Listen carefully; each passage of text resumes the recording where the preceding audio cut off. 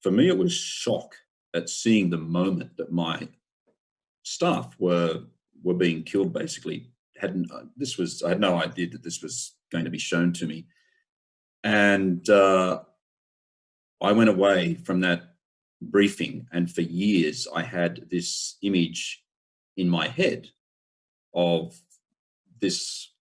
Yeah, I just could not get this out of my mind. And then Reuters tried very hard to get that tape.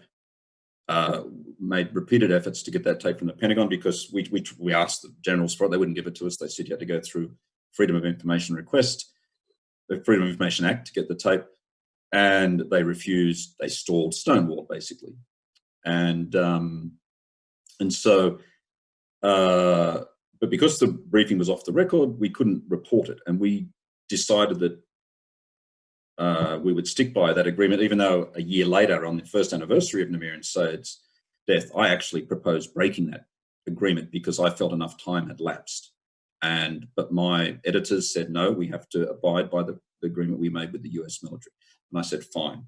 And then fast forward to April 5th, and Julian releases the tape. I was actually in Tasmania, where I am now, where I live. I was up in a national park here in Tasmania with my family. We were up just hiking, no comms whatsoever, no phone, no communications access.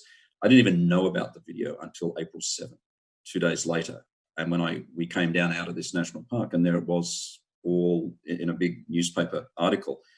And at first I just could not get my head around, was this the same video that shown a small portion of? Was Sayed still alive? Was he trying to get up? Was he wounded? And was this attack on the minivan? And it was all just very, very hard for me to comprehend. And when my brain finally processed what was going on, I realized that they had cheated us.